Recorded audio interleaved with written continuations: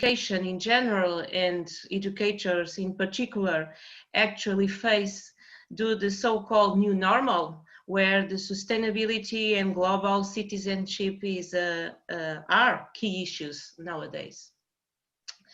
So during this webinar, please keep your microphone muted in order to be easier to each other hear. And since this session will be recorded, it's easier and safer to be quiet, and in order to maintain some of the cleaner space to have more deeper reflections about the issues that we are going to share here. You can use, as usually here in the Zoom, the chat to put your questions, and will be a space, a period dedicated to where we can put these questions, and we are going to reflect them in the roundtable period that we'll have in the time table that we have prepared for this webinar.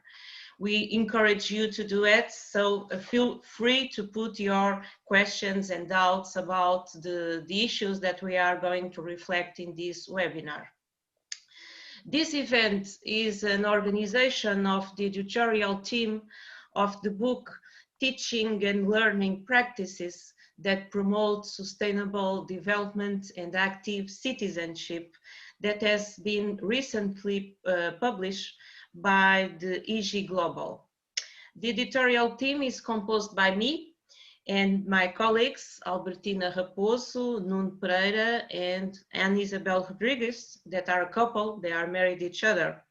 We are all from very different scientific areas. I'm a sociologist.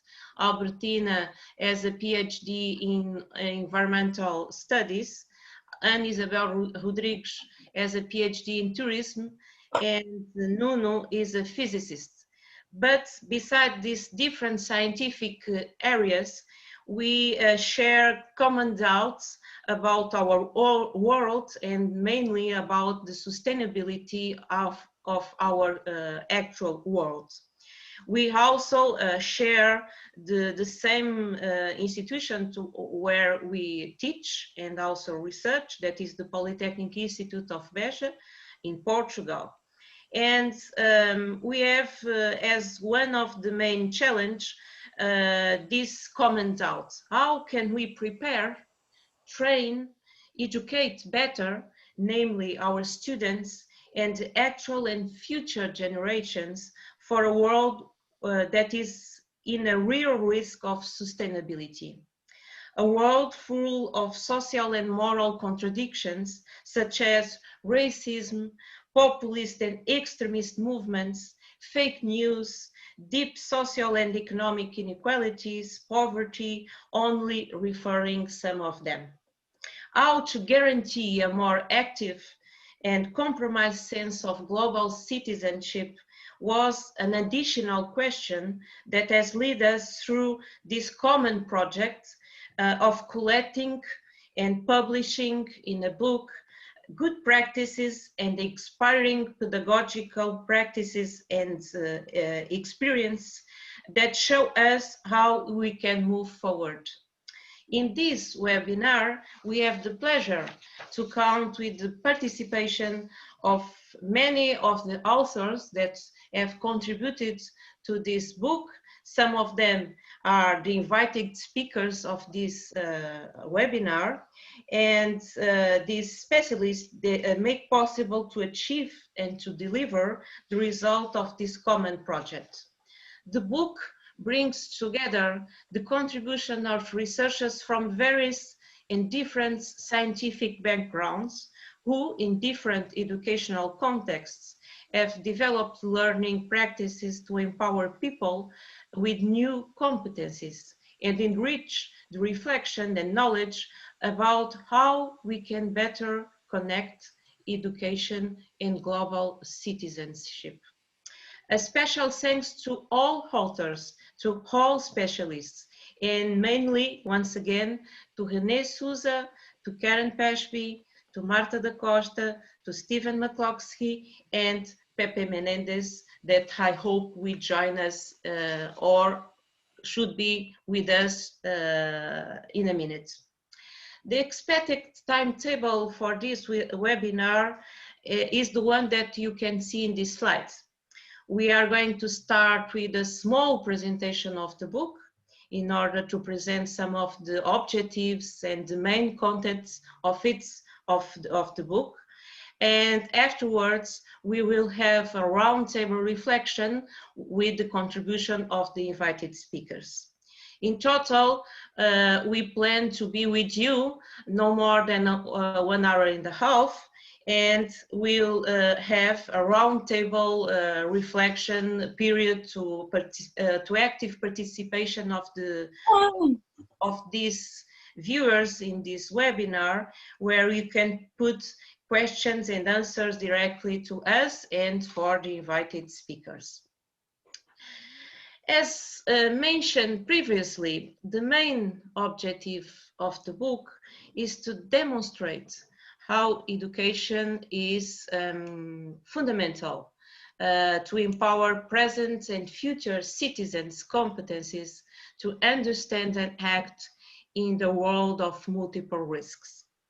The book emerged thinking mainly in all of those who believe that education is a key factor to transform people. We defend that learning and educational practices and process must be designed and implemented with global sustainability as a framework. That means to prepare students and trainees to constructive and mainly to the constructive reflection upon what means democracy nowadays. How our way of life puts in real risk the environment, our health and wellness. How the so-called postmodern and mass production world puts the sustainability of all life in Earth in risk. The 15 chapters that are collected in this book are the contribution of a total of 44 authors, specialists from 17 different countries and 4 continents. The book counts also with the foreword of António Sampaio da Nova, the ambassador of Portugal to UNESCO. We have in total, we think, 16 tests of hope, scientific tests of hope, that guide us and show us how can we change our action, our pedagogical action, and also our mindset in order to guarantee a world with more social, economic, and environmental justice, and with equal rights and opportunities. Yes, we think we can make it. Yes, we think we can count and should count better with education to transform the world.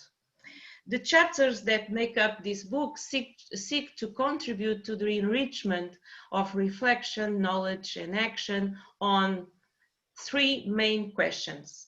Why is it so crucial to promote global and critical citizenship education in today's society? How can education contribute to a sustainable world? What changes and practices are needed in the educational process to ensure active citizens committed to promote a real change in their current way of life and to guarantee the sustainability of our ecosystems? And now I'm going to pass to my colleague Albertina, that is going to present briefly some of the main contents of the 3 parts that our book is divided. Thank you, Sandra. Welcome, everyone. It's a pleasure to be here in this session. The content of the book is divided into 3 sections. The first section is empowering education for global and critical citizenship. And this section discusses what changes are needed in the learning and the educational practices and policies in order to promote global and critical citizenship. So the section presents global challenges and questions on sustainability and unsustainability, development, entrepreneurship, and critical and pedagogical approaches from a set of educational practices in which citizenship education can be reinforced. The second section of the book, Empowering Education for a Sustainable World, includes questions and reflections about how education can contribute for a sustainable future, ensuring that citizens are active and committed to promote a real change in their lives, our lives. And actually, education must undergo a change to face the challenges of this 21st century we are living. So COVID-19, climate crisis, the growing levels of poverty or inequality are topics presented here. And models such as the socio-ecological literacy, sustainable entrepreneurial thinking can change education in this traditional sense. Finally, the third section, Empowering Sustainability, presents examples of educational practices developed in different contexts and scientific areas, and have empowered critical thinking and skills to act for a sustainable world. From young children to higher education and professional areas, the work with the geographies on competences or the gender gap in the digital age, all of them can be essential areas of practice for developing sustainability competencies. So we think that all the book can be considered a wake-up call to the need and the urgency to change our educational practices, our attitude towards ourselves, with our peers, with nature, and with our planet. And because there is no doubt, it is urgent to provide a global education that respects different and divergent trails through democratic, collaborative, and emancipatory practices. We believe this compilation of 15 chapters, as Sandra said before, translate the diversity of perspectives and approaches, and not only helps to show the complexity of contexts and topics, but also illustrates ways of learning and building knowledge, and identify results and processes that are empowering and transformative. And in that sense, they contribute to the social transformation. And I think I stop here for now.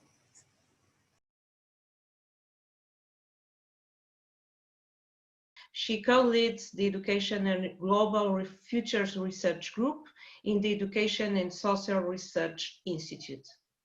Marta da Costa is lecturer and PhD student at Manchester Metropolitan University with a research focus on global citizenship education and development education policies and practice.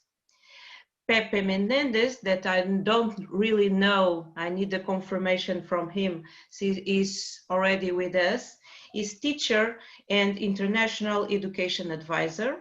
Behind many other responsibilities, he is the founder of the Techno-Pedagogical Experimentation Center, CETI, and co-founder of the European Schools Association.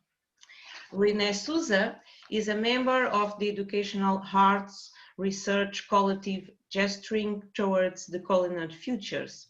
His research focuses on critiques of modernity and the modern subjects based on post-colonial and colonial thought.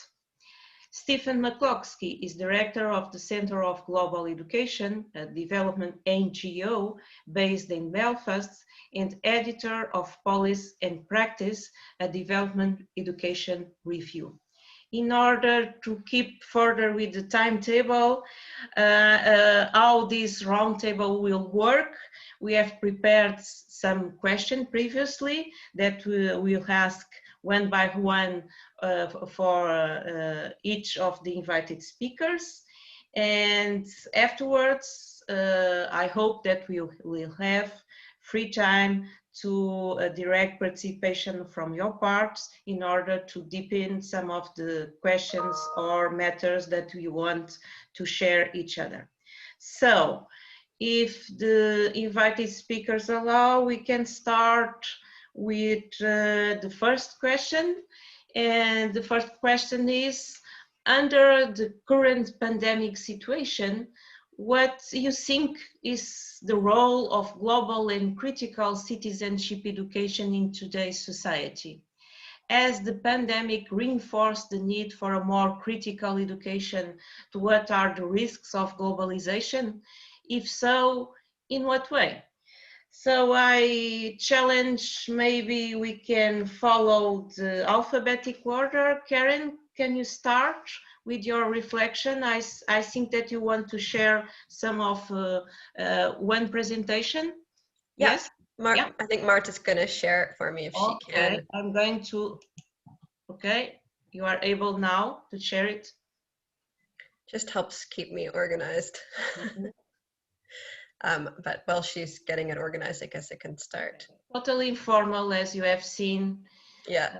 Zoom is not helping us, so. No worries, no worries. Pandemic struck. Young people had been organizing climate strikes, and then they came out in huge numbers to support the Black Lives Matters protest this summer. So I think we've seen the existing inequalities that we've all been concerned about heightened in terms of who's being impacted by COVID, and those with the strongest capacity to respond are not the ones who are the most vulnerable to the impacts. And so I believe there is as strong as ever a need for what Audrey Bryan has called a pedagogy of implication. So I'm going to, in my 4 minutes, quickly draw out a little bit of our chapter to the book to reflect on it from today's vantage point. Our chapter focused on work Louise Sund and I have been doing with secondary teachers in England, Finland, and Sweden. So I'm referring to that specific context. In regards to critical global citizenship education, the pandemic has heightened the need for what we were already working on and concerned about. Research has found that efforts to promote global citizenship education and education for sustainable development have been superficial, step over complex issues. The materials and approaches can contribute to the unconscious reproduction of colonial systems of power. We've known this for a long time, and this is increasingly problematic within the context for calls for stronger anti-racist education and decolonizing the curriculum, because we've tended to focus on awareness about diverse others without thinking about the diverse others in our local contexts. One response has been to take a pluralistic approach, to add multiple perspectives. But pluralistic approaches can, as Araju and Maisto point out, simply reinforce a liberal tale of a kaleidoscope of perspectives without challenging the naturalized dominant narratives. So we've been trying to work with this idea of a pluriversal approach, attempting to decenter coloniality, and in this sense is what Mignolo might refer to as a renunciation of global learning.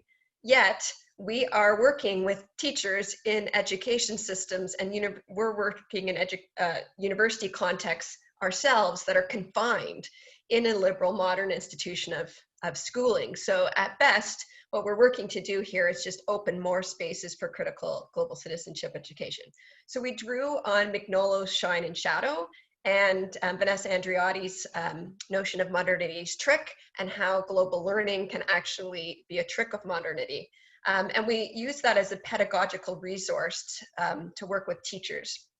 So we introduced teachers in England, Finland, and Sweden to the Heads Up tool, which sets forth 7 repeated patterns of oppression, often reinforced in educational initiatives.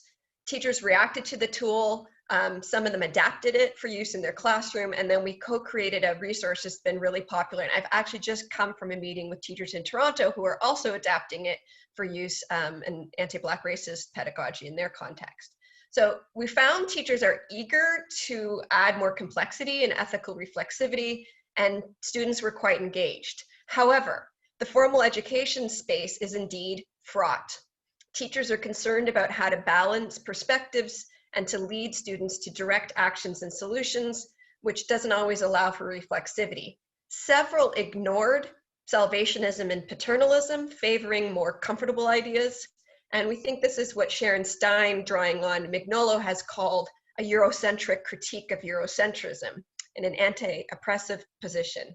Also, their discussions of the teachers indicated these issues are intersecting directly with issues of race and gender in their own classrooms in some problematic ways. So to conclude, these were findings from 3 years ago. Today, we're in a context where the rationales for this kind of work are even stronger. Young people are looking for direction, and yet teachers are in even more compromised positions. At the same time, as I mentioned, some research I'm doing with teachers in Canada at the moment shows that many are actually taking up the current context of blended online learning to take up social issues in ways they never have before. So it's complex, it's a kind of a both and. Also, our approach has strategically taken teachers up where they are. So it's focused a lot on cognitive unpacking of things. And I think that we need to think further about sort of affective and more relational approaches, which I'm hoping Rene's going to talk about. So I'll end there.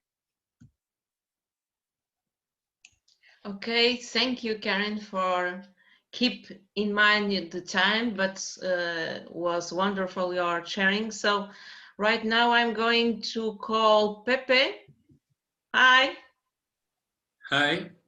Nice to meet you again. Hello, everybody. Thanks Hello. to the editors and the Instituto Politécnico de Beja for the invitation to collaborate in the book and also in this event. Okay. For the first question, I want some reflections. Harari wrote 1 year ago in the New York Times that when choosing between alternatives, we should ask ourselves not only how to overcome the immediate threat, but also what kind of world we will inhabit once the storm passes. And we must decide what kind of education the future citizens will need not only to survive, but to help build a more livable, sustainable, and just world. Harari himself wrote two particularly important choices. The first, between totalitarian surveillance and citizen empowerment. And the second, between nationalist isolation and global solidarity. Two main ideas: citizen empowerment and global solidarity. These two ideas respond to a process of understanding the world in which we live, giving meaning to what we learn, linking ourselves to the needs of people and the planet, and making decisions, that is, choosing a path. Two of the most remarkable conclusions of the United Nations High-Level Political Forum in September 2099 was the statement that everyone needs to be aware of the seriousness of the global learning crisis. And a paradigm shift is necessary in our way of teaching and learning. And this implies transforming education, innovating, and supporting teachers. But we need to understand that the innovation is the way, not the goal. We need to innovate to re-signify the purpose of education, which contributes meaning to the objective of CDG 4. The school can no longer remain in the memorization of history of our past, as we have iterated, as Karen explained perfectly. It cannot stay in learning the mechanics of mathematics or science without getting into the knowledge.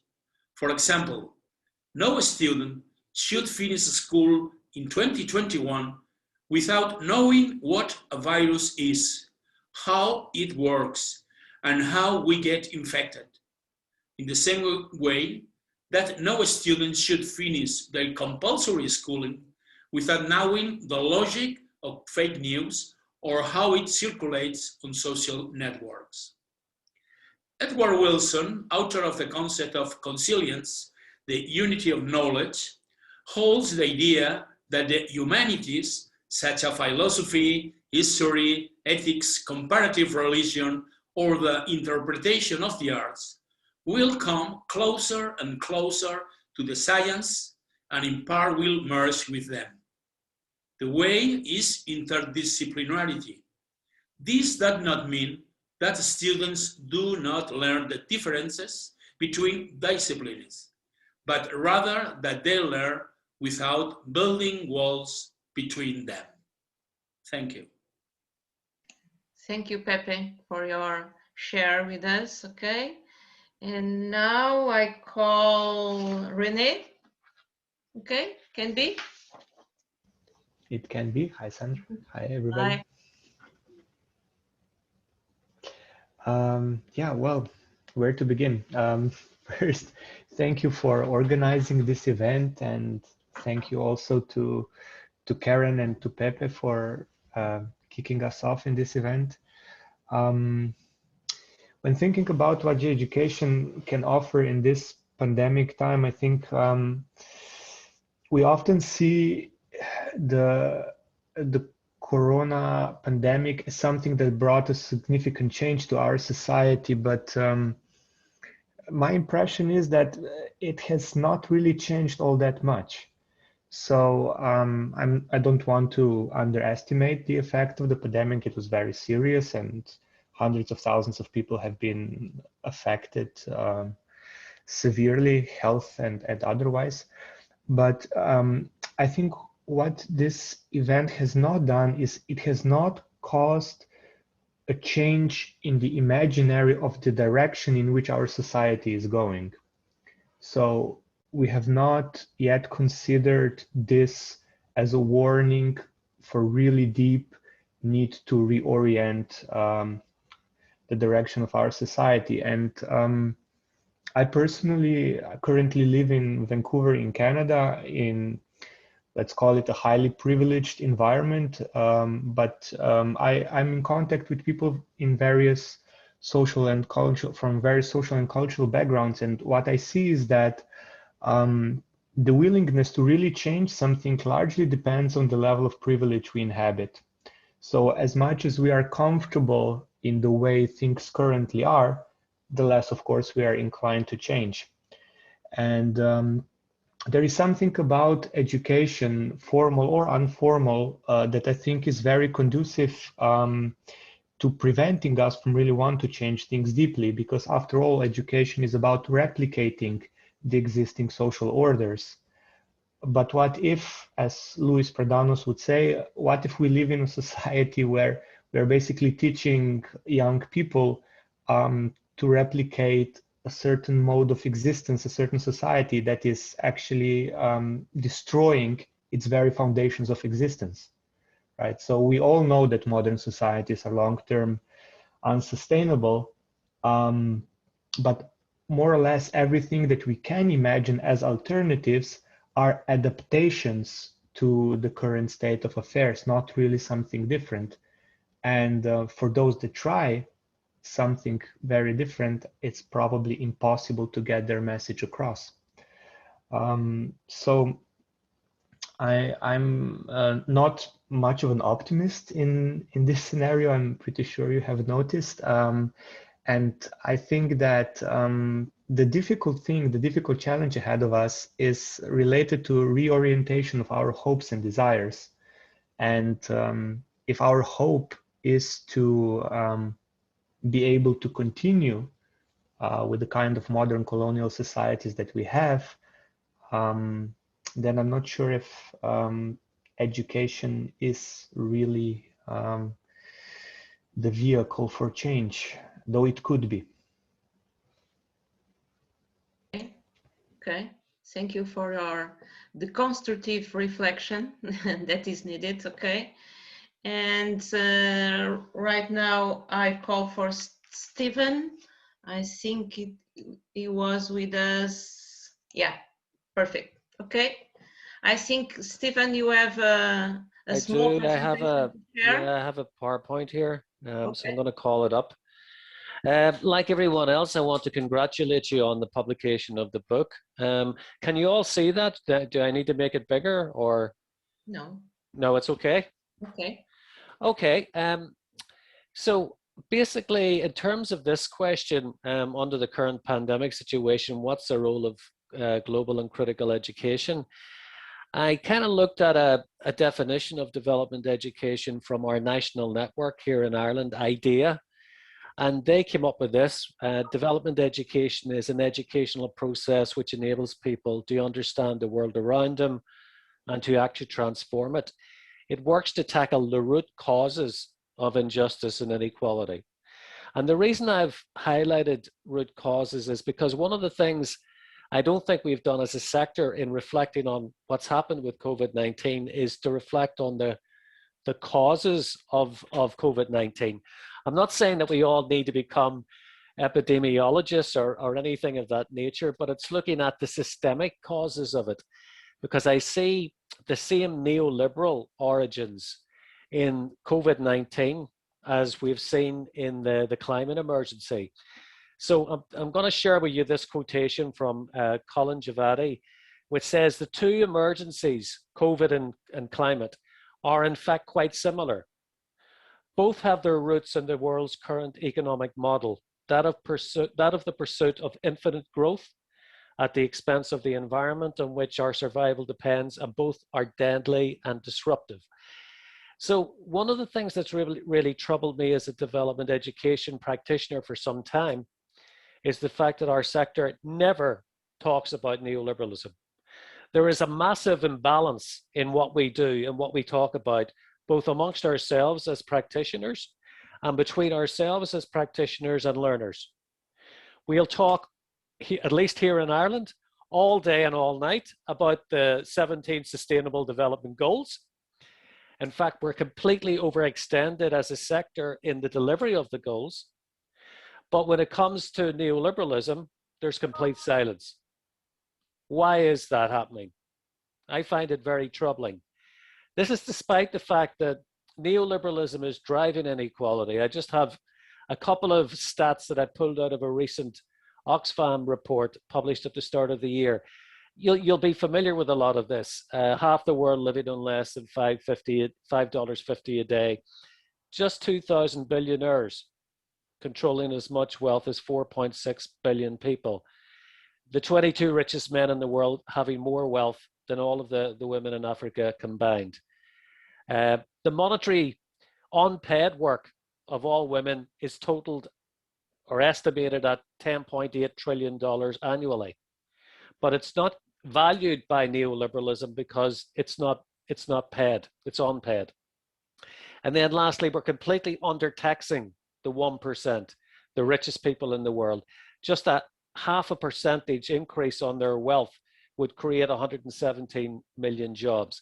So you have this underpinning of inequality and underpinning of climate emergency, which is related to this ideology of neoliberalism. In this article by the Guardian journalist George Monbiot, he says it's the ideology at the root of all of our problems. And yet when it comes to global education, we don't talk about it at all. We're too busy talking about these things. And yet there was a report by this guy, Philip Alston, the United Nations Rapporteur on Extreme Poverty and Human Rights, just last July, in which he delivered a withering critique of the international development system and reserved particular criticism of the Sustainable Development Goals. A couple of the criticisms are that the goals are complicit with the pro-growth, pro-neoliberal, pro-GDP model of development that's been driving development over the last 40 years. So the goals are complicit with the same model of development that's causing all of the problems that the goals themselves are trying to fix. So there is absolutely no chance whatsoever that the goals are going to succeed in achieving their objectives by 2030. And yet this is the basis on which most development education is delivered, at least here in Ireland, and I'm sure it's the same in other parts of Europe as well. So it's this imbalance that I focused on in my chapter in the book, and it's this imbalance that really, it perplexes me in terms of why is a radical pedagogy like development education, which prides itself on probing the root causes of problems, not addressing the question of neoliberalism. So I'll stop there. Okay, thank you, Stephen. All of you have left some main interesting questions and doubts. So go further to the second questions, and my colleague Albertina will chair, okay? You have your microphone muted, Albertina. Can you please put the question, Sandra?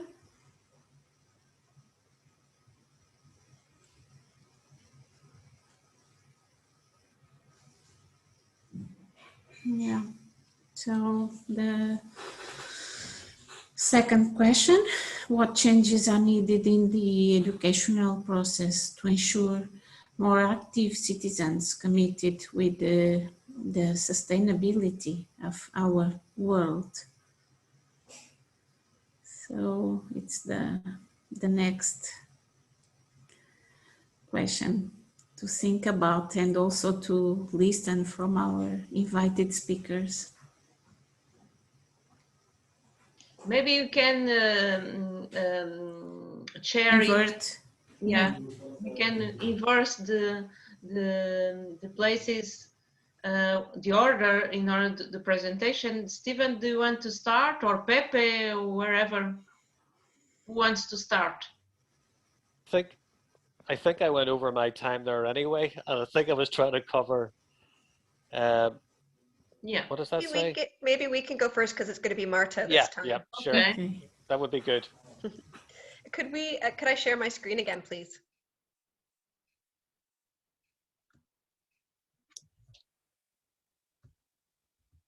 Okay. Good work. Go ahead, Marta. Thank you. Okay, yeah, so the second question we were asked was what changes are needed in the educational process to ensure that more active citizens are committed to the sustainability of our world. And I answered this question actually building on a lot what has been said already as part of the answers to the first question, particularly in relation to discussions around the complicity of global citizenship education and education for sustainable development with the modern colonial systems of power and oppression. I also want to reinforce the importance of context. So rather than providing a prescriptive answer that would be applicable everywhere, we instead aim to revisit key principles that emerged from the study that Karen and Louise did and that we reported on in the chapter that we contributed to the book that we're launching today. So Karen has already briefly mentioned that this research project was based on a collaborative process between researchers and teachers to create a pedagogical tool to support teaching and learning of global citizenship and environmental and sustainability issues in secondary school classrooms in England, Sweden, and Finland. And so it's based on Northern European education contexts. So taking that into account, the principles that we've drawn from that project in the book chapter were that we firstly want to highlight that global issues are incredibly complex, and because of that, we need pedagogical approaches that take up rather than step over those complexities. We also understand that environmental issues are deeply tied to social, political, cultural, and economic inequalities, and addressing them requires relating them to historical and present-day colonial systems of power. Importantly, in order to connect with all species, we think that in our world, we first need to acquire an ethical stance that kind of understands deeply the issues that threaten us all, but also the different ways in which environmental issues are experienced. In relation to teaching and learning, we consider that classrooms are important spaces for raising questions, and although there are solutions to promote and actions to be taken, we decenter the idea of action as only meaning doing and consider that rethinking and unpacking are themselves important actions. We also argue that reflexivity must be encouraged and developed, and consider that a deep understanding of nuances, tensions, and paradoxes is just as important as taking a specific action or deciding not to take an action. So we think that an overemphasis on action, understood only as doing, without the critical reflexivity and learning, learning to do what Donna Haraway has put as staying with the trouble, might mean that active citizenship will more likely be informed by the same ways of thinking, knowing, and being that have created the issues we're trying to address, to start with.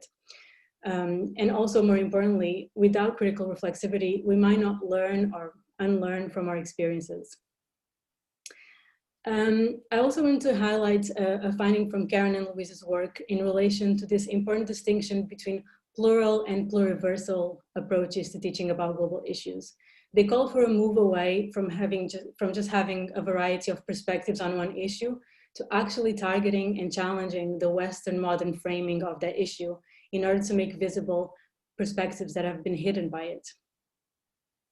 I also wanted to mention an interesting finding from a recent literature review I conducted around critiques of Western modernity in global citizenship education and education for sustainable development that raised an interesting point in relation to the idea of critical thinking. So for example, Neil Dreamson critiques the emphasis on critical thinking as the solution for the tensions and complexities in global citizenship education. He states that the concept is already culturally bound and that the process is already framed by a Western modern epistemology. So I wanted to make this point and highlight that pluralism and critical thinking, although very important dimensions of teaching and learning about citizenship and sustainability, might only take us so far in challenging the modern colonial frame that has brought us here. And that Karen and Rene and the other speakers have all very well kind of outlined. So I wanted to end by also reinforcing what's already been said in relation to the constrictions that are framing formal education settings and the restrictions and constraints that schools have and teachers have. And I wanted to highlight a recent publication by Suming Koo and Nana Jorgensen, who outline an approach to research in GCE and ESD that is based on this collaborative learning partnership that is forged in practice and that is focused on developing concepts and tools that are relevant in that specific context. And I wanted to end by saying that it is perhaps in these relationships that Sue and Nana have imagined and that Karen and Louise's works have exemplified that we might better unpack these principles that we've just outlined and enact a more meaningful response to the question posed. And I also wanted to say thank you so much for having me here and congratulations on the launching of this book.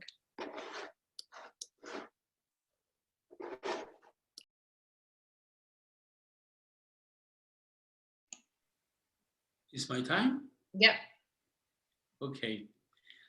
Really, my points of view are very similar to several of those expressed by Marta. The doctor in social science and director of the prestigious San Andres School of Education in Buenos Aires, Axel Rivas, writes wittily in his book, Who Controls the Future of Education, that the fall of the school boundary is a process of progressive weakening of its limits, understood as the possibility of institutionalizing fair, threat, and the obligation to learn. Faced with obligation and fair, the school must strategically choose to attract the interest of students and involve them in their learning process, helping them to understand that is a training process for complete citizenship.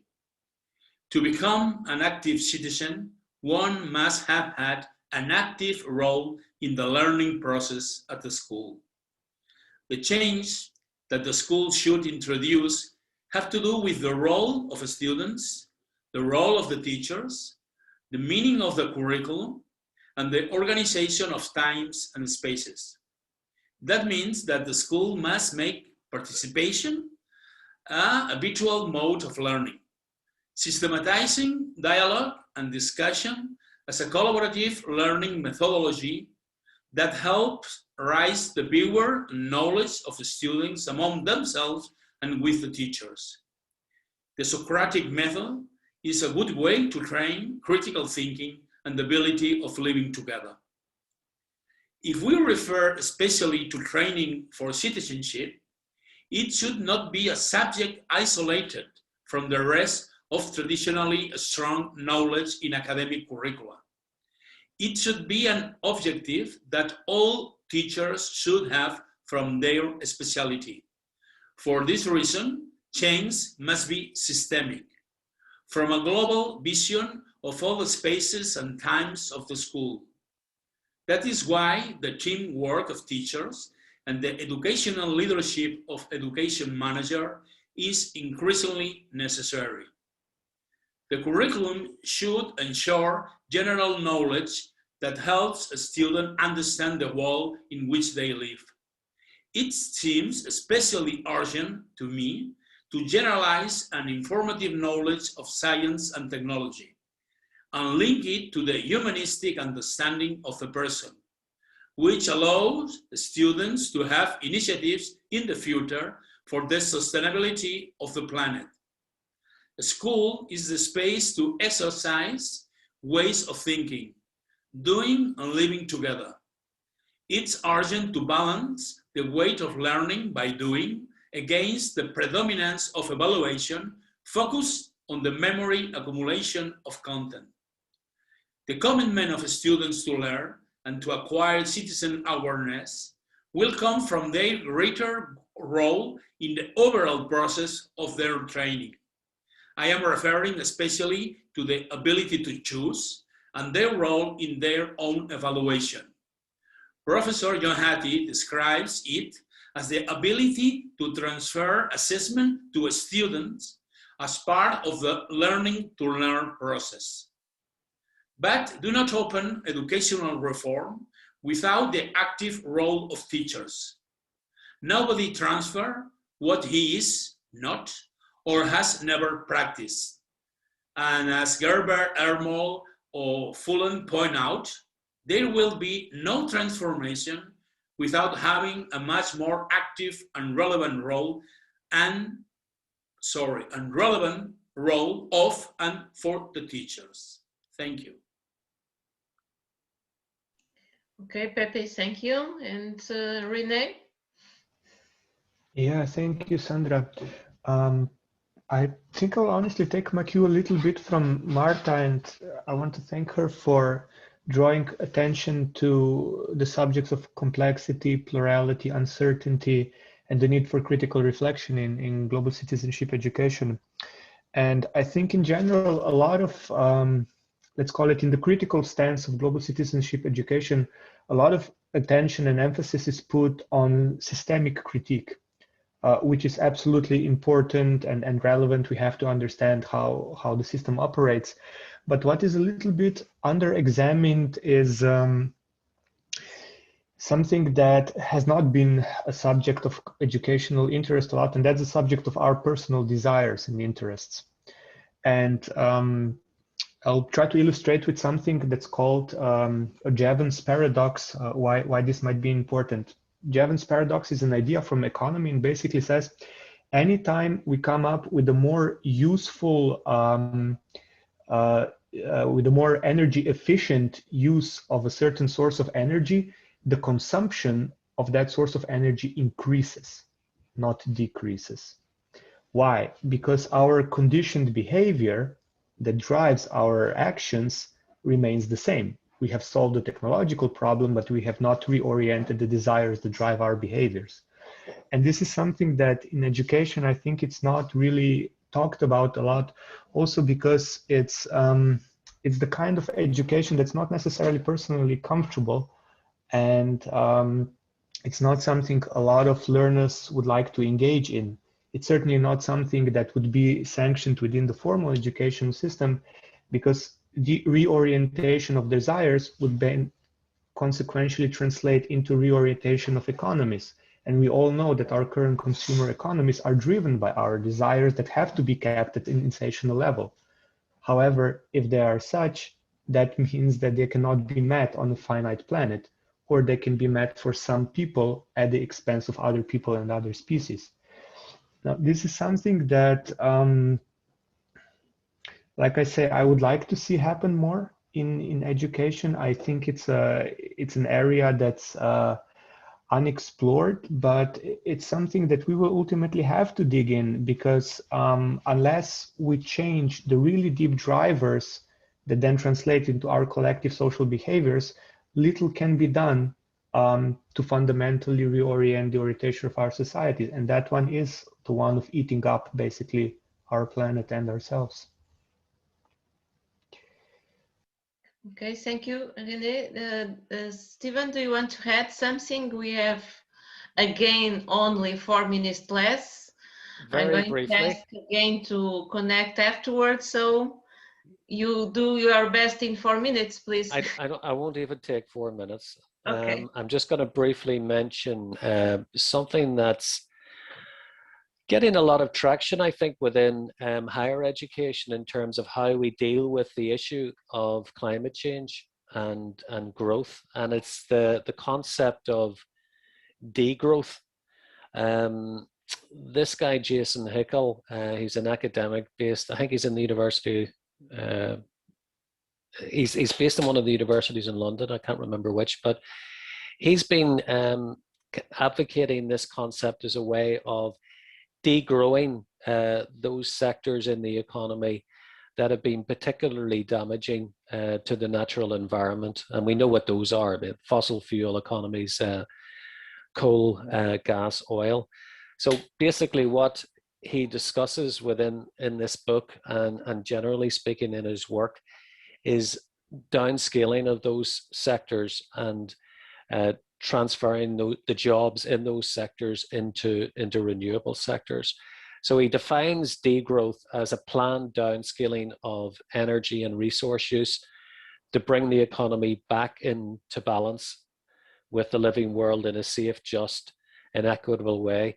What he argues in this book is that most of the GDP, most of the wealth that's generated by particularly rich countries is mostly wasted and ends up in the bank accounts of the 1%. So we actually have more than enough wealth already to provide most of the basic services that we all depend on every day, like health, education, transport, energy, and so on. So really what we need to do is just degrow those parts of the economy that are particularly damaging to the economy, and also to redistribute wealth in a more equitable way. So I just wanted to flag that that book and that concept more generally as something that's getting a lot of traction in Ireland, the UK, and other places.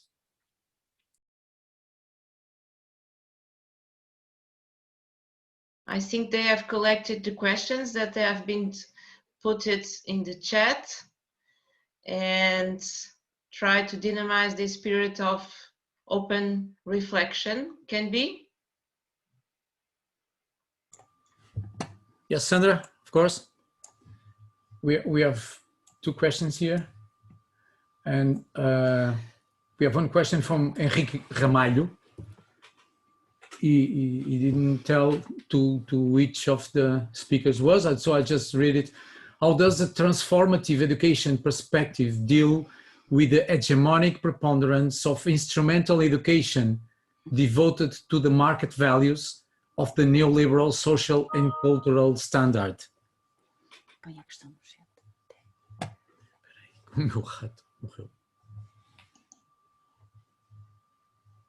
Okay, who wants to? I will copy again the question and put on the chat because we just lost.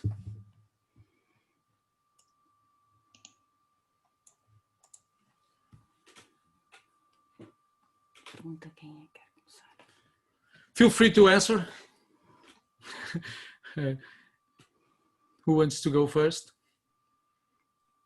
Well, maybe I'll jump in. I just think I really appreciated everyone's contributions and I didn't say it already because I got kicked out and disoriented and came back. Muito obrigada pelo convite. Thanks so much for the invitation. I think what's been interesting listening to all the different inputs here is that there's different audiences and different slices of the work to do, I think, that each one of us is speaking to. So Marta and I have focused quite strongly in our contributions to talking to teachers in Northern European classrooms. And I think, you know, I was saying in my talk, like that is an already extremely constrained context. And I share some of Rene's pessimism with just how far we can get in those contexts. But as Marta was saying, actually doing that collaborative work, it sounds very cheesy, but it's re-inspired me as to the importance of that, because, you know, we spent a lot of time theorizing, but when you're actually sitting in these classrooms and seeing what's happening and seeing the students responding to a more reflexive and transformative approach, actually sometimes the constraints, I'm not saying they go away, but there are spaces created. So an interesting and unexpected outcome of our study was we were working with teachers in Finland, England, and Sweden, and actually we thought that the teachers in England were going to have the most difficult time taking up Heads Up because they are in an extremely highly intense exam culture, but they were the most subversive. They did the coolest things in their classrooms. They found ways within that exam culture to actually do some, I would say, some transformative learning. So anyways, that's just a piece reflecting on our contribution. I can follow this, Argy. I think we need to personalize a good part of the curriculum and educational impacts based on social and economic context. I'm not saying that we have different learning objectives, but rather understand that the context is part of the elements that condition learning. Not everyone comes to a school with the same backpack.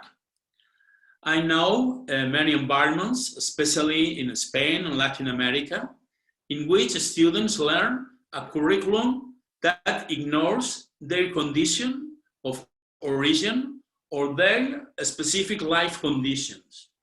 The school transfers knowledge, but the ultimate goal is transformation, not retention of the data or mechanical instructions. Sandra, may I continue? Yeah. Perfect, yeah. Thank you. Yes, I think that the subject of different contexts really shouldn't be underestimated here. And, you know, a lot in a way has to do with pedagogical courage and possibility of the person who's either a teacher or a facilitator or a professor and so on. And I think, for instance, there's a big difference between, let's say, if we're just talking on the level of higher education, the one which is, let's say, privately funded, which is what pretty much most of North America is, the one that's publicly funded, which is like most of the Europe. And the difference is that you have students that are seen either as customers and clients or as students that are still kind of seen as students. So for instance, here in the North American context, in the Canadian context, what you would see is that when difficult subjects are brought up, such as the conversations about racism, colonialism, all these kind of things, you would get active resistance from students to even talk about these subjects because they feel personally challenged, especially the ones that come from highly privileged background. And this can be dangerous for professors. Right? So there has to be consideration of that as well. We cannot automatically assume that in all contexts, these are welcomed subjects. They're not. Now, on the other hand, of course, schools are also not closed entities. Teachers are often perceived as having strict curricula that they have to follow, but in the end of the day, in the classroom, it's them and the kids. And having and instilling in them the courage to be brave in these educational settings, I think it's very important. There's a lot that can be done, like Karen was saying, but we have to really be very mindful in what context, so that it's safe for everybody involved, but also brave. And knowing how to push this line, how to walk this thread, is not an easy task, basically.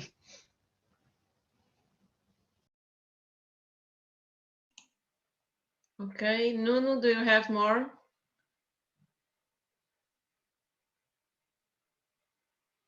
Sorry, I was muted, sorry. Yes, we have one more question here. I will put also on the chat. It was from Tanya Diaz. What is the role of higher education preparing / educating professionals to deal with climate and questioning the colonial systems of power? Easy question. Well, I would say that it's down really to initial teacher education. ITE is what we call it here. It's how, I think, to a large extent, how teachers are trained, and the curriculum under which their practice is developed. And unfortunately, one of the outcomes of the last 12, 13 years of austerity is that the development education sector here has lost a lot of its capacity.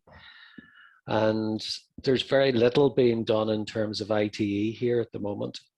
So I think that's really a crucial aspect of this question. How do we ensure that teachers who are going through colleges and universities and learning their practice are exposed to these issues? Issues of global justice, neoliberalism, globalization, gender justice, and so on. And not enough of it is happening at the moment.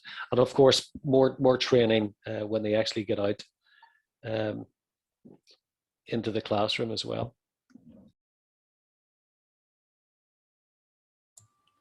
So if I may, I have two questions now, because one of Pepe, you were mentioning how is going to be education after the storm passes, and I would ask you, how is going to be education if the storm doesn't pass? Because I don't think that the storm is going away. This is just a small wave. We are the tsunami is yet to come, and it's not only one tsunami. It's going to be several tsunamis. And at the same time, Stephen, for you, I really enjoyed your comment on the Sustainable Development Goals because I was in the morning in a webinar about water, and Sustainable Development Goal 6 is related to water.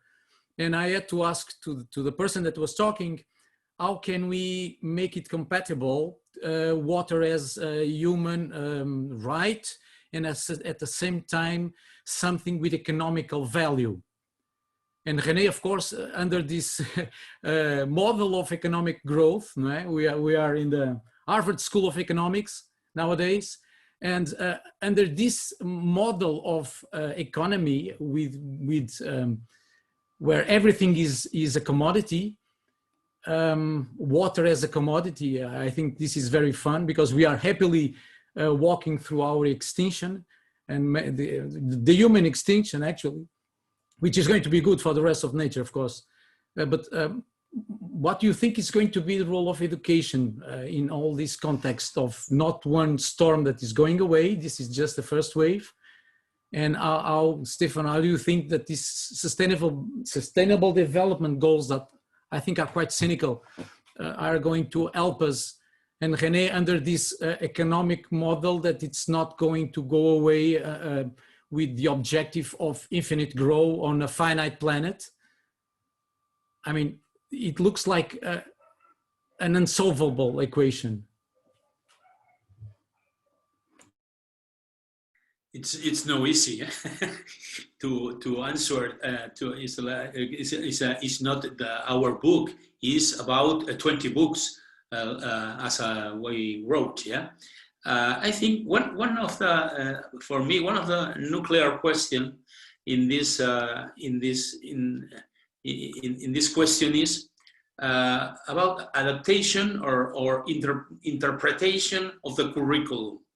I think the teachers now are designers of context of learning, I think that it's very important to do questions for students that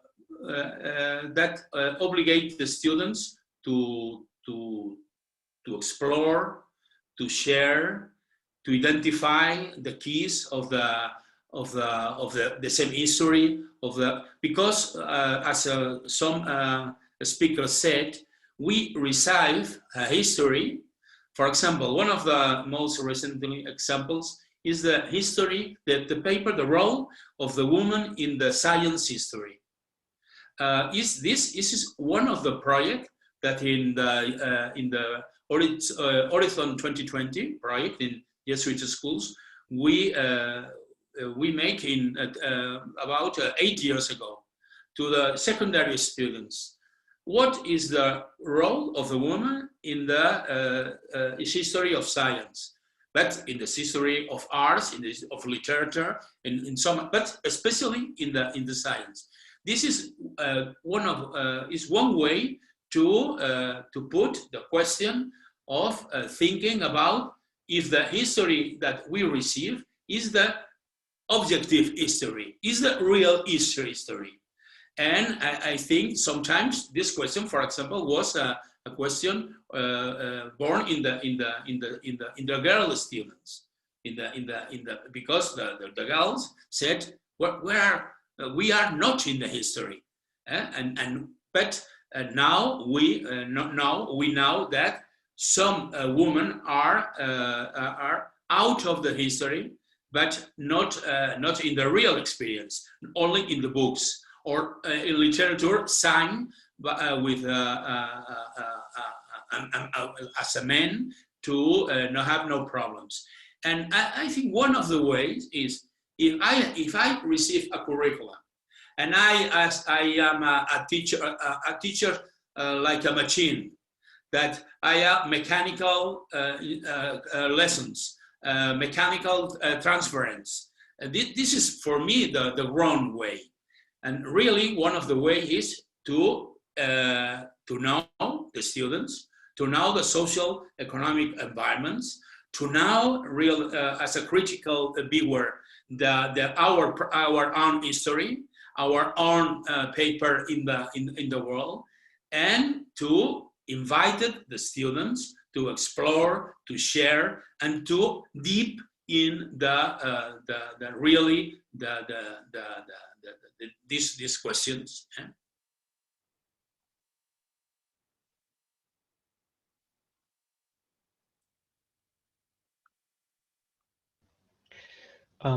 If I may respond also a bit to Nuno's question, I think that especially in terms of the sustainability conversations, we are dealing with audiences and contexts that are very different, and people feel very differently about where we are on this curve of collapse of things, right? So there's some that feel, okay, climate change is not even real. It's a natural cycle. It's not human influenced. There's nothing to be done about it. So complete denial. And you have those that say, okay, climate change is human induced, but we'll manage this. And you have those that say we're in a state of climate urgency or climate crisis, which is we are reaching a tipping point where we are beginning to seriously compromise our chances of survival. And then you have those that say tipping point has already passed. Now, we don't really know where we are on this curve, but depending on where we feel we are on this curve, we will behave and act and think very differently.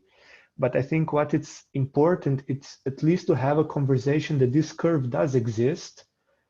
And if we situate ourselves wrongly compared to the reality of what's happening, our responses are not going to be corresponding to the reality of the world in which we are, because our analysis is basically off. Now, if this is true, that potentially we have passed the ecological tipping points, and there are several indicators that would suggest why this may be the case, not just in terms of climate change, but also in terms of the depletion of renewable and non-renewable resources and so on, then we really should be preparing for life on a very different planet than the one we are currently used to. A world that's on average 3 or 5 degrees warmer, which may happen by the end of the century, it's not the Earth that we know, literally. So what does then that mean? And even if there's 1% chance that this is a future reality, if we are not taking that into the consideration, we are not getting ready.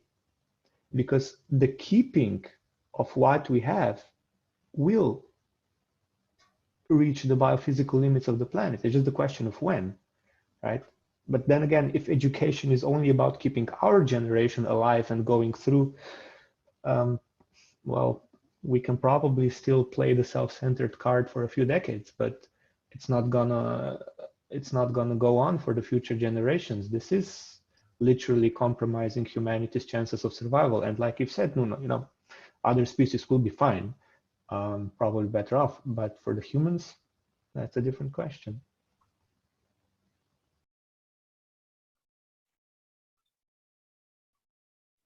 You were asking about SDG 6, I think, the one in regard to water. I think just in terms of the SDGs overall, I think the big problem with them is that there's a contradiction at the heart of them between those SDGs that are calling for growth and those SDGs that are calling for the protection of the natural environment. So goal 8, for example, is calling on the least developed countries to achieve 7% GDP increase by 2030. So you have to ask yourself, how is that commensurate with limiting global warming to 1.5 degrees above the pre-industrial average as called for in the Paris Climate Change Agreement? They're completely contradictory positions. And the reason for that is because the model of development that underpins the goals is the same pro-growth model of development that's created the climate crisis. So that's why I think you do need to look at the systemic aspect of this debate, as well as what we can do as individuals and educators, because whether we like it or not, the SDGs represent the main form of development policy architecture at the moment. And a lot of NGOs and civil society movements around the world are basing their practice on them. So I think that means we have to critically interrogate them. And from what I'm seeing in our sector, we're not doing that. From what I've been told, we need to bring carbon emissions down to 0 by 2050. Otherwise, we go past that tipping point that Rene was talking about. So the clock is ticking. And the time for incremental action, the kind of action that's advocated by the goals, has long since passed. We need more radical approaches to address that. And I think there are lessons to be learned from the pandemic and how we do that, but that's probably a conversation for another time.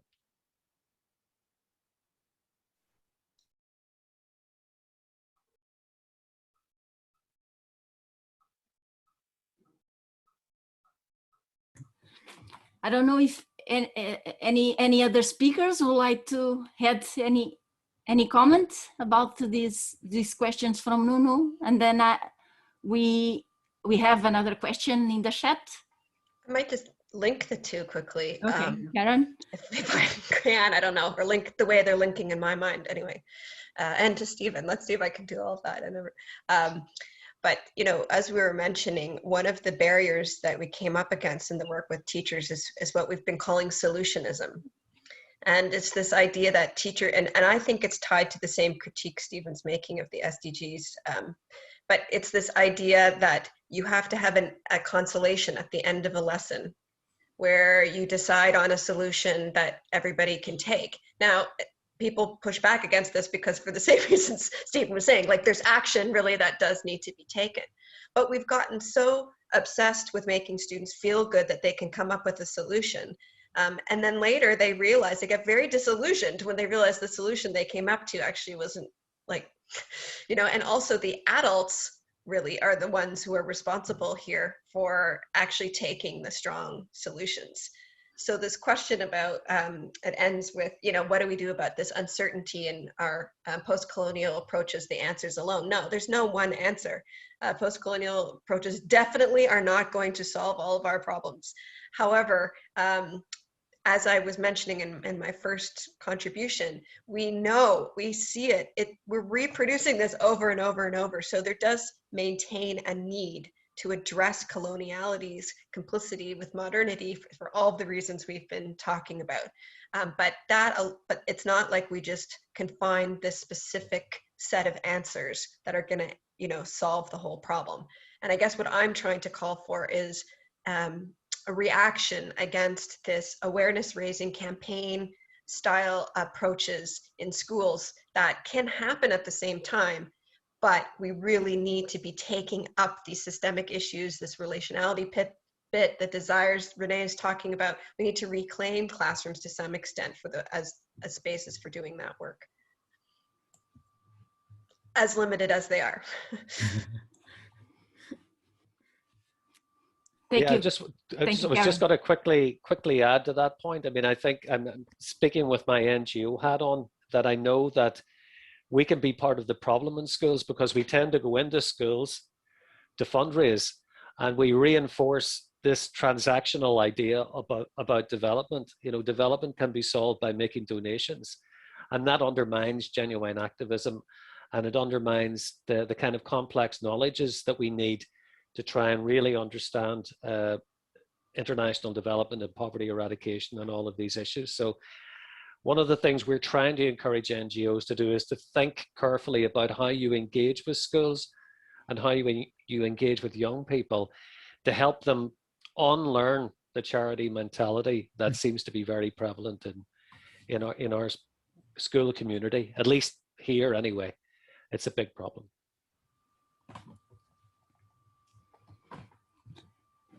Sorry, very short. I think some of these questions, I think it's very important to give strong arguments in reviewing what is going on. I think sometimes for students, the reflection about climate change or immigration are not in the focus of a strong curricula, are apart. Are in the free time practically, no? Like extra school. And I think it's very important that all the knowledge, all the experience, all the exploration, sharing, have this main objective. Give a strong arguments in reviewing what is going on. A strong arguments, for me, is very, very important. Thank you, Pepe. Anyone would like to add something else? Oh, okay, we have just one more question in the chat. It's too long, but it's interesting, of course, and I will read it. And if you don't mind, you can comment. From Francisco Parrança. I would like to ask our invited speakers what are their thoughts about the role of global citizenship education for the future of education in a time when we can no longer predict with a certain level of confidence what kind of competences our future global citizens will need to do their part as constructors of a more sustainable world as we could do some decades ago, although it wasn't in our minds at that time. And since education works in the past, the present, but always looking for the future, how can we prepare ourselves and our students to deal with all the uncertainty, the multiple predictions made about humankind future at environmental, social, and political levels? A particular aspect that interests me, how to address growing inequalities in a global citizenship education perspective. Do do you believe post-colonial approaches are the answers alone? Thank you so much, Francisco. And please feel free to comment. I don't know who would like to start.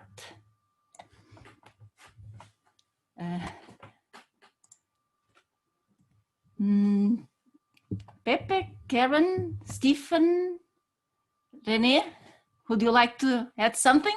I thought I already tried that one. Well, this is a long session, a very interesting one. We will finish it. We are in time. Maybe I'll just add an addendum that. But your thoughts are very interesting for us. I think that I think we're facing a certain type of uncertainty, but uncertainty is not new, right? And maybe another way to look at it is we're unmasking a false certainty in a particular way.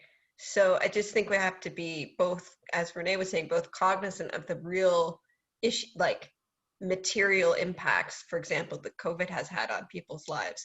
But, you know, it's not like the first time this has happened. I think it's more that the bigger systems are cracking, and the collective that Rene's linked to there. I know we sometimes talk about hospicing modernity, you know, and sort of seeing that. So if we think of the uncertainty, there's different ways to look at what the uncertainty means today, and to think of it in a relational and historical context. And I think that the question about post-colonial critique, I mean, I do think it remains essential from what I'm seeing in schools, because it is obvious that students, I mean, I have students at university who don't know what the word Indigenous means. Like, and they are really smart, excellent students that, you know, went through the English school system. So I do think it's extremely relevant. I think it helps pedagogically in really important ways if we believe in this transformative work we're doing. But no, it's not, of course not, there's no such thing as one kind of way of thinking as having all of the answers. Anyway, that's just hopefully helpful in some way. Yes, for sure. It was helpful. Any other comments to this thought? Very short. I think, as Karen say, a certain uncertainty is not new, but really is more complex, maybe, that another time. Yeah, and for me the problem is a school that transfers mechanically or uncritically.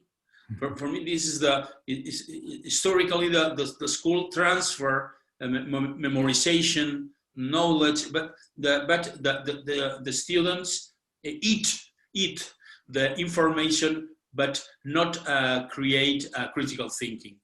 Therefore, it's important that teachers prepare ourselves to go beyond our content and help interrelate knowledge.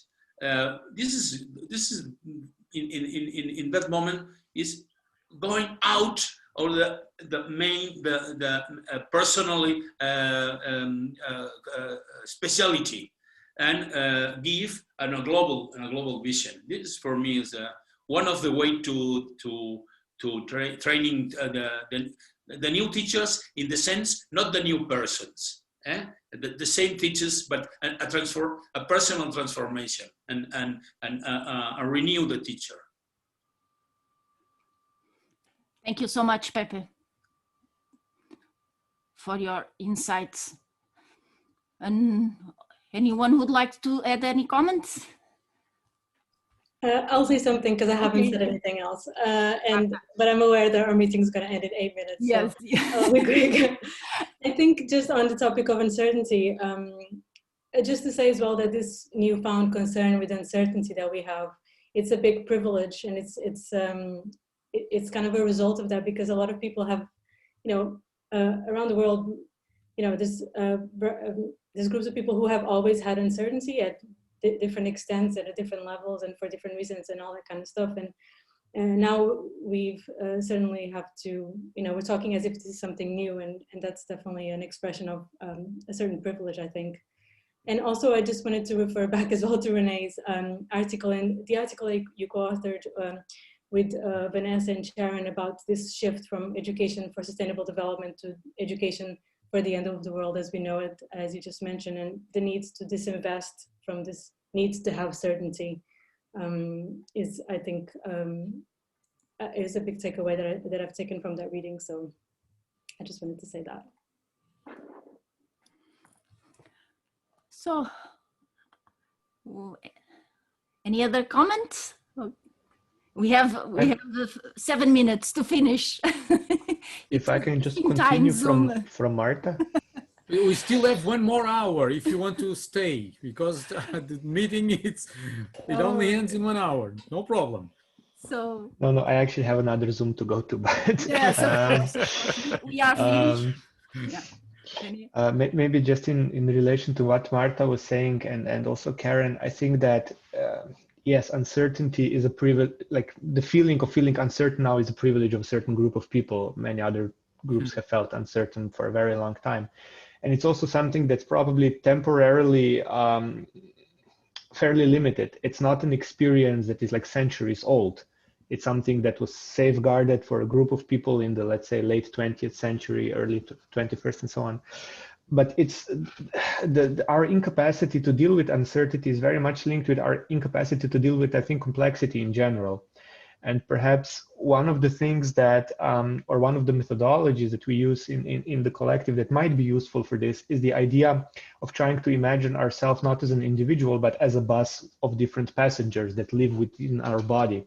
So that's something that at least can help us entertain the possibility of holding contradictive positions within ourselves, which is something that we usually don't consider. And this is what leads us to the idea of needing single solutions, single answers, single approaches, which are actually not more fit for this world if they ever were. So just that. Thank you. Thank you, Rene. Thank you so much. And a final comment.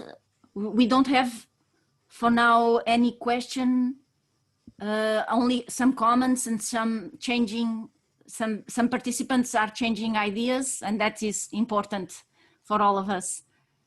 Well, I'm not sure if anyone would like to ask a question by micro. We have 5 minutes and I think that we will finish. Sandra, no? Yeah. Someone wants to ask a final question. There's still time. No. 1 minute. It was really a pleasure to have all these participants. We had about 70 participants. Now we have less, of course, but it was very interesting to be with you, and we would like to thank you all, the speakers, for your insights. It was really important for us to be with us.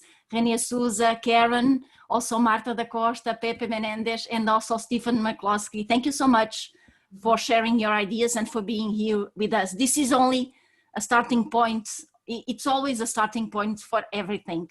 So I will just pass the word for Sandra. And also I would like to thank you for all the participants that were here listening and also thinking about these important questions. Sandra? Okay, thank you for your resilience and patience about Zoom problems. I want to thank again the insights and mindful thoughts that Karen, Pepe, Stephen, Marta, and Rene share with us. Global citizenship education is a world that is challenges, just as the world, of course.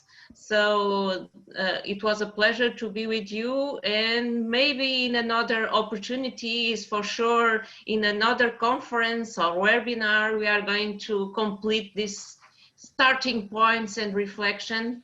And for sure, each one of us will be thinking about some of the key issues that we have been sharing here.